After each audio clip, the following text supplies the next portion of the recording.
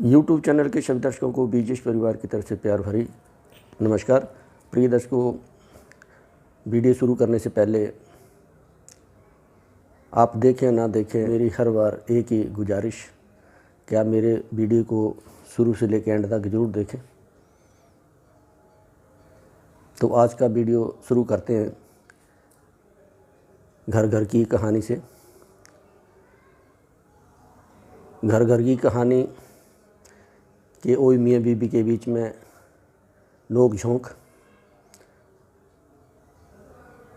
तो यदि हम पिछले 3 युगों को ले लेते हैं, सतयुग, त्रेता, द्वापर और आज की डेट में चौथा युग कली युग चला हुआ, तो सभी युगों में घर घर में मियाँ बीबी की नोक झोंक चलती रहती है। लेकिन हम इन 4 युगों से निकल के अनंत काल की बात कर रहे हैं। अनंत काल जिसका कोई न शुरू न कोई अंत। तो इस चीज़ के बारे में आपको बता दूं कि काल है श्री भोलेनाथ जी का। न उनके जन्म का पता है, न उनके माता पिता का पता है। तो इसी करके अनंत काल के ऊपर हम आ जाते हैं। तो एक दिन भोलेनाथ जी बैठे हैं। आपको पता ही है कि भोलेनाथ जी अपना या तो समाधि में बैठ जाते थे, या फिर समाधि में नहीं बैठे तो फिर अपना घोटे पे लगे रहते थे। तो एक दिन माँ पार्वती के दिमाग में थोड़ा गुस्सा आया, तो माँ बोली कि पतिदेव आप कुछ काम कर लो, बैठे बैठे अपना या तो भांग पीते रहते हो या फिर निठल्ले बैठे रहते हो। कहने का मतलब है कि हर औरत अपने पति के बारे में यही सोचती है कि मेरा पति अच्छा हो, इसकी 4 लोगों में इज्जत हो। तो इसी इज्जत के लिए औरत अपने पति को हमेशा उत्साहित करती रहती है।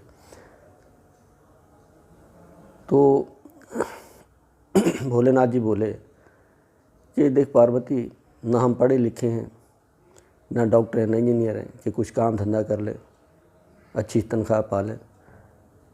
हम तो अनपढ़ गवार, तो हम क्या कर सकते हैं। तो माँ बोली हमें कुछ नहीं, हम चलो आप यानी कि खेती कर लो। तो कहता चलो खेती कर ले। तो बैल भी एक है, उसके लिए भी तो खेती के लिए तो बैल 2 चाहिए होते हैं। तो समझदार पत्नी जो होती है वो अपने पति को समझाती भी है और काम भी करवाती है। तो कहती है कि पतिदेव इसमें कोई बात नहीं, हमारे पास एक बैल है, नंदी है, तो आप कृष्ण जी के पास जाओ और कृष्ण जी से जाके बोलो कि हमारा मन खेती करने का है, तो एक तो हमें बैल दे दो और ज़मीन भी तुम्हारी होगी। पर यह कृष्ण जो है बहुत चालाक आदमी है, दिन दिहाड़े लोगों को लूट लेता है। तो ऐसा ना कि कहीं आप उसके साथ धोखा खा जाए, ज़रा चुकन्ने होकर काम करना। कहता चलो ठीक है। उधर से माँ पार्वती ने जो सुबह के टाइम कुछ खिलाया पिलाया नंदी को, और बाबा जी ने कुछ खाया, नंदी पे सवार होकर वहाँ कृष्ण जी के इसमें पहुँच गए। तो जब कृष्ण जी के वहाँ पहुँचे तो कृष्ण जी बहुत खुश। कहते नमस्कार बाबा। कहते कैसे आना हुआ। कहता कृष्ण आज थोड़ा मन बदला, विचार बदला कि कुछ खेती बाड़ी कर लें, बैठे बैठे निठल्ले बन गए। कृष्ण तो खुद जाना जान समझ गया। कहता बाबा जी बहुत अच्छी बात, तो बताओ करेंगे क्या। कहता खेती बाड़ी करेंगे। तो कहता खेती बाड़ी के लिए तो 2 बैल चाहिए। तो कहता है कि बैल भी लेंगे आपसे, एक नंदी है एक दूसरा लेंगे, और ज़मीन भी आपकी होगी। कृष्ण मान गया। कहता चलो ठीक है। तो कहते एक शर्त और है। कहता वो शर्त बताओ। कहता खेती करेंगे ज़रूर, लेकिन ऊपर ऊपर की हमारी होगी और नीचे की आपकी होगी। कृष्ण अपने आप समझ गया कहानी, जानो जान। कहता करो। कहता फिर क्या बीजे। कृष्ण कहता फिर आलू बीज लो।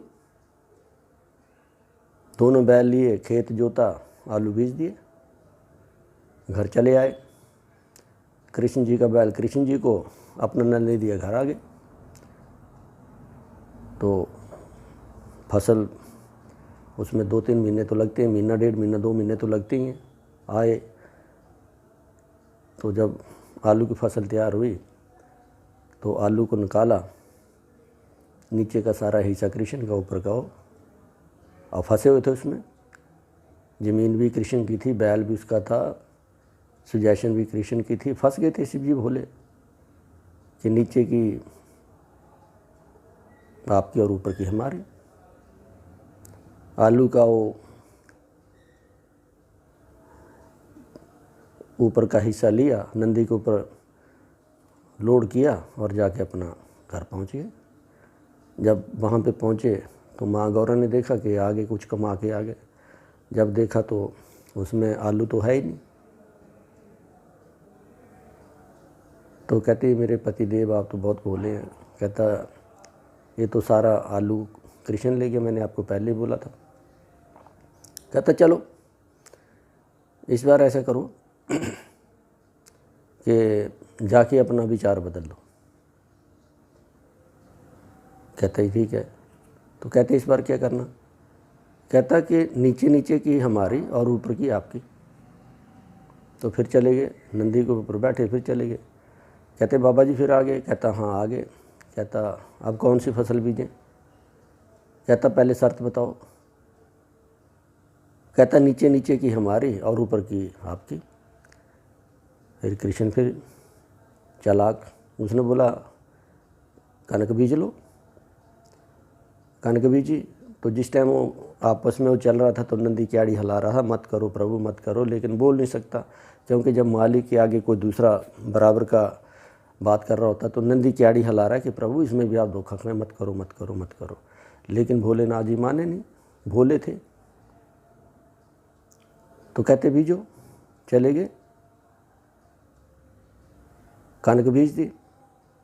कनक में लग जाते 4-5 महीने। जब कनक पक्के तैयार हुई तो ऊपर ऊपर का कृष्ण ले गया, नीचे की सारी तूड़ी ली, घर पहुँच गए। कहते ये क्या?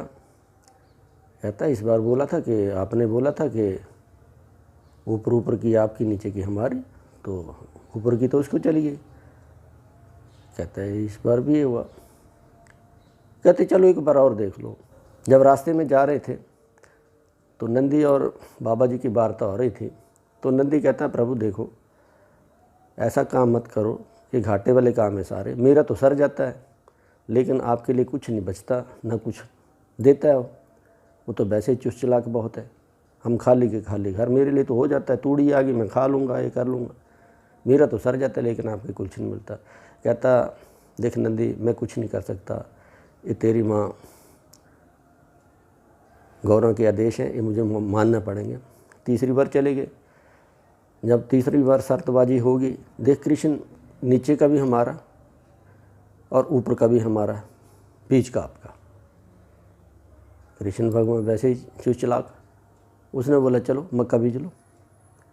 जब मक्का बीजा, मक्का बीज के तैयार हुआ, जब कटाई हुई तो नीचे के जो होते हैं, जो मक्की के नीचे के होते हैं इतने इतने हाइट वाले, उसको तो हम आग के रूप में हिमाचल में जलाते हैं, और ऊपर का जो होता है डंगरा को हो जाता है।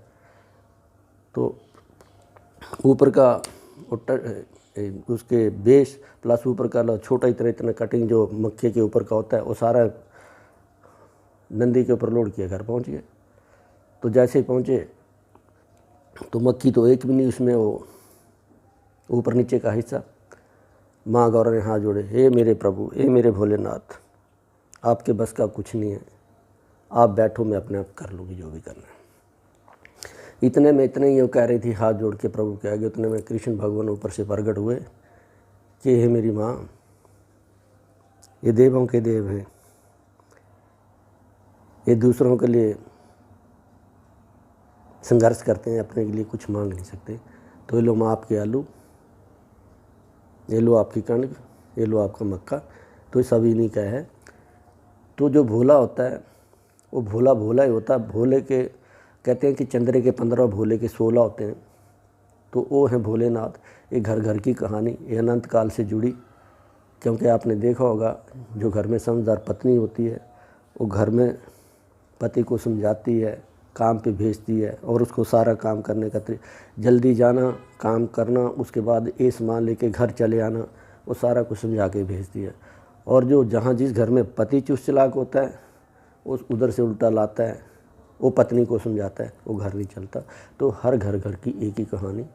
तो इस घर घर की कहानी को आप सभी लाइक करना, ज़्यादा से ज़्यादा शेयर करना।